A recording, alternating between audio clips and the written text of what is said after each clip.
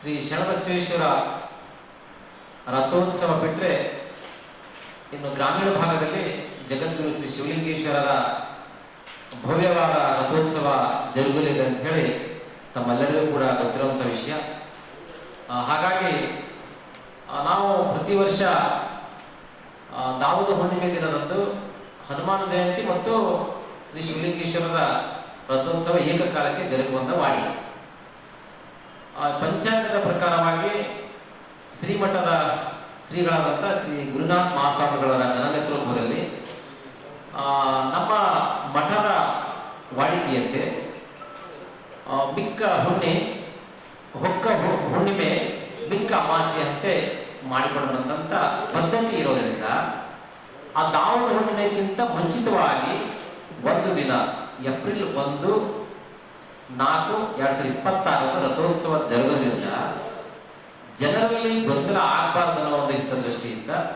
ಈ ಒಂದು ಪತ್ರಿಕಾಗೋಷ್ಠಿಯನ್ನು ನಾವು ತಮ್ಮಗಳ ಮೂಲಕ ಭಕ್ತಾದಿಗಳಿಗೆ ಒಂದು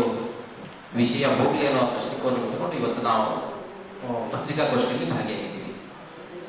ನಮ್ಮ ಜಗದ್ಗುರು ಶ್ರೀ ಶಿವಲಿಂಗೇಶ್ವರರು 16ನೇ ಶತಮಾನದ ಖಾಜಾ ಬಂದಾ ನವಾಜ್ ಅವರ ಮತ್ತು ಜಗದ್ಗುರು ಶ್ರೀ ಶಿವಲಿಂಗೇಶ್ವರರ ಒಂದು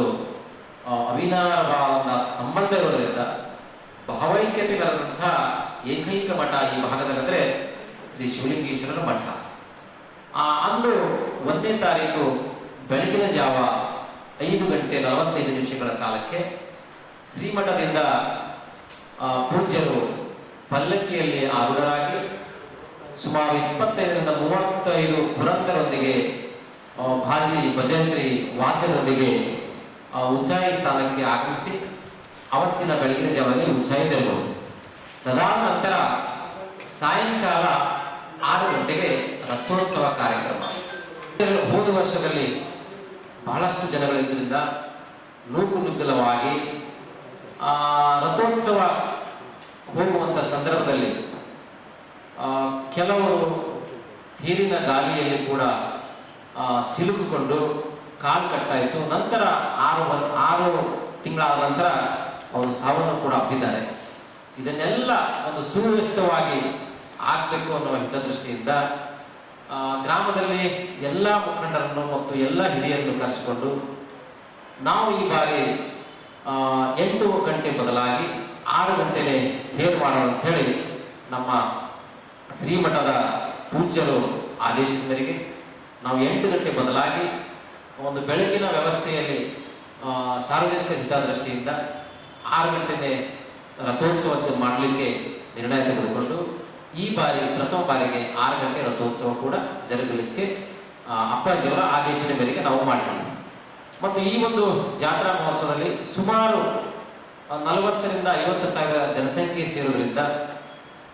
ನಮ್ಮ ಗ್ರಾಮದಲ್ಲಿ ಸ್ವಯಂ ಸೇವಕರಾಗಿ ಸುಮಾರು 200 ಜನರು ಕೂಡ ಒಂದು ದೇವಸ್ಥಾನದ ಸೇವಕರಾಗಿ ಕೆಲಸ ಮಾಡೋದ್ರ ಜೊತೆಗೆ ಈಗಾಗಲೇ ನಿನ್ನೆ ಕಮಿಷನರ್ ಅವರ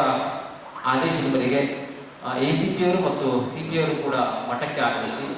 ಶಾಂತಿ ಸಭೆಯನ್ನು ಕೂಡ ಮಾಡಿ ಬಹಳ ಸುವ್ಯವಸ್ಥೆಯಾಗಿ ಮಾಡಬೇಕು ಅನ್ನೋ ಒಂದು ಕಾರಣಕ್ಕಾಗಿ ಹೇಗೆ ಶರಣಬಸವೇಶ್ವರ ದೇವಸ್ಥಾನದಲ್ಲಿ ನಮ್ಮ ಮಠದಲ್ಲಿ ಕೂಡ ಸಂಪೂರ್ಣವಾಗಿ ಒಳಗಡೆ ಯಾರು ಮಠಾಧೀಶರು ಮತ್ತು ಸರ್ಕಾರದ ಆದೇಶದ ಮೇರೆಗೆ ಪಾಸು ಮತ್ತು ಸೇವಕರಿಗೆ ಮಾತ್ರನೇ ಅವಕಾಶ ಇರೋದ್ರಿಂದ ಬೇರೆ ಯಾರು ಒಳಗಡೆ ಹೋಗಲಿಕ್ಕೆ ಅವಕಾಶ ಮಾಡಿಕೊಡದ ರೀತಿಯಲ್ಲಿ ಜನರ ಹಿತದೃಷ್ಟಿಯಿಂದ ಒಂದು ನಮ್ಮ ಶ್ರೀಗಳ ಮಠದಿಂದ